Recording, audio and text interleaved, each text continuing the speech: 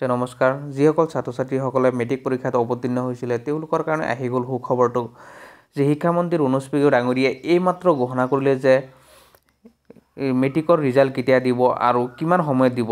ৰণোজ পেগু ডাঙৰীয়াই এইমাত্ৰ ঘোষণা কৰিছে যে আজি দিনৰ 10 বজাৰ লগে লগে মেট্ৰিক পৰীক্ষাত যি মেট্ৰিক পৰীক্ষা হৈছিলে এই মেট্ৰিক পৰীক্ষাৰ ৰিজাল্ট ঘোষণা কৰিব। এই পৰীক্ষা ক'ত কেনেকৈ চাব সকলোবোৰ এই ভিডিঅ'ৰ জৰিয়তে জনাইছোঁ, গতিকে ভিডিঅ'টো আপোনালোকে সম্পূৰ্ণকৈ চাব, লগতে চেনেলটো ছাবস্ক্ৰাইব কৰিব।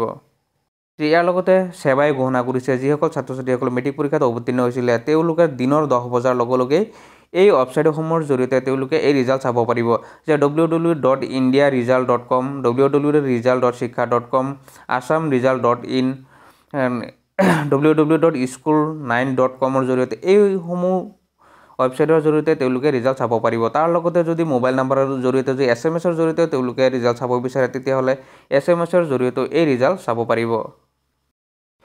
SMS-ৰ জৰিয়তে চাবলৈ হ'লে যিকোনো এয়াৰটেল নাম্বাৰ আছে এয়াৰটেল নাম্বাৰৰ পৰা 520701-ত SMS কৰি এই ৰিজাল্ট ল'ব পাৰিব।